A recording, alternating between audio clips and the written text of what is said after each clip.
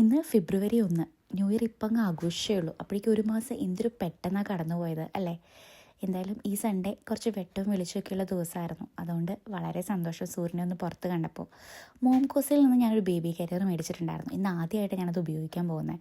Use ചെയ്ത് തുടങ്ങിയപ്പോൾ എനിക്ക് ഭയങ്കര ഇഷ്ടപ്പെട്ടു. കാരണം ഈ സമയത്ത് പിള്ളേർ നമ്മളെ കൂടെ പറ്റിച്ചേർന്ന് കിടക്കാനാണല്ലോ ഇഷ്ടപ്പെടുന്നത്.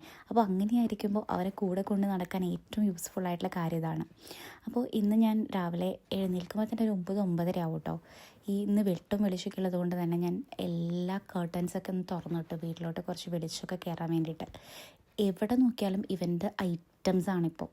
ഈ വീട് തികയാത്തത്ര സാധനങ്ങളുണ്ട് ഇപ്പോൾ ഇവന്. അത്രയധികം എവിടെ നോക്കിയാലും, കിച്ചണിലാണെങ്കിലും ലിവിങ് റൂമിലാണെങ്കിലും എവിടെയാണെങ്കിലും അവൻ്റെ ഐറ്റംസ് കൊണ്ട് നിറഞ്ഞിരിക്കുകയാണ്.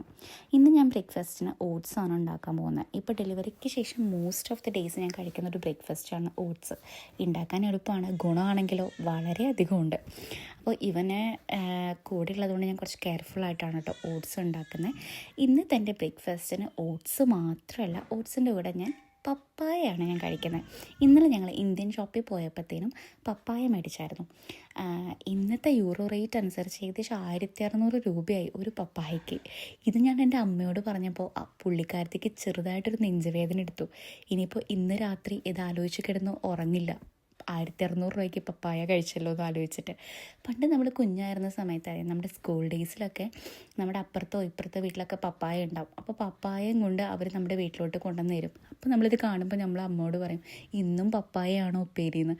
കാരണം പപ്പായ അന്ന് ഒട്ടും ഇഷ്ടമല്ലായിരുന്നു, പക്ഷേ ഈസിലി അവൈലബിൾ ആയിരുന്നു.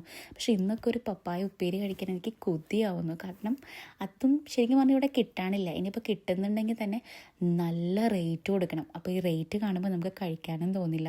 അതാണ് നമ്മൾ പറഞ്ഞത്, നമ്മൾ കൺവട്ടത്തുള്ള കാര്യങ്ങൾ ആദ്യ സമയങ്ങളിൽ നമുക്ക് ആവശ്യം ഉണ്ടാവില്ല. പക്ഷെ നമ്മൾ ഇതുമാതിരി ഈ യൂറോപ്പ് കൺട്രിയിലൊക്കെ വന്ന് താമസിക്കുമ്പോഴായിരിക്കും ഓരോ സാധനങ്ങളുടെ വില നമ്മൾ മനസ്സിലാക്കാം.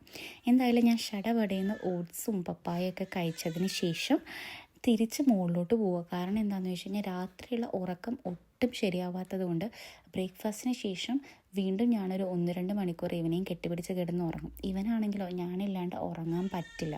ഇവൻ എപ്പോഴും ആരെങ്കിലും ഒരാൾ അടുത്ത് വേണം. ഇപ്പോൾ ഈ വോയിസ് ഓവർ കൊടുക്കുന്ന സമയത്തും ബാക്ക്ഗ്രൗണ്ടിൽ അവൻ്റെ കരച്ചിൽ കേൾക്കാൻ പറ്റും.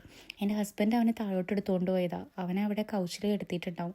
അവന് ആരെങ്കിലും അടുത്തില്ലെങ്കിൽ അവൻ ഭയങ്കര മൂഡ് ഓഫാണ്. അവനെ പാമ്പർ ചെയ്ത് അവൻ്റെ അടുത്ത് സംസാരിച്ചുകൊണ്ടിരിക്കണം, അല്ലാതെ വേറെ പ്രശ്നമൊന്നുമില്ല. അവന് 24/7 അറ്റൻഷൻ വേണം. ഞാനിത് അമ്മയോട് പറഞ്ഞപ്പോൾ അമ്മ പറഞ്ഞു, ഈ കുഞ്ഞു പിള്ളേരൊക്കെ ഈ സമയങ്ങളിൽ ഏറ്റവും കൂടുതൽ ആഗ്രഹിക്കുക അമ്മയുടെയും അപ്പൻ്റെയും ഒക്കെ ഒരു സ്കിൻ കോണ്ടാക്റ്റ് ഇല്ല. അവരുടെ അടുത്ത് ചൂട് പറ്റി കിടക്കാനായിരിക്കും അവർക്ക് ഇഷ്ടം. എന്താണെങ്കിലും എന്താ പറയുക, ഈ മോംകോസിയുടെ കരിയർ മേടിച്ചതുകൊണ്ട് കുറേയൊക്കെ പ്രശ്നങ്ങൾ ഞാൻ സോൾവ് ചെയ്യാനായിട്ട് നോക്കുന്നുണ്ട്. അപ്പോൾ ഇന്ന് വെട്ടം വെളിച്ചമൊക്കെയുള്ള ദിവസമായതുകൊണ്ട് തന്നെ ഞാൻ മുകളിലോട്ടെത്തി ഇവൻ ഉറങ്ങാൻ വേണ്ടിയിട്ടുള്ള ഒരു അന്തരീക്ഷം ക്രിയേറ്റ് ചെയ്യാൻ വേണ്ടിയിട്ട് ഞാൻ കേർട്ടൻസും കാര്യങ്ങളൊക്കെ അടച്ചു. എന്നിട്ടാണ് ഞാൻ ഇവനെ കിടത്തി ഉറക്കാൻ പോകുന്നത്. ഒരു 1-2 മണിക്കൂർ ഉറങ്ങി എഴുന്നേൽക്കുമ്പോഴത്തേനും ഞങ്ങൾ ഓക്കെ ആവും.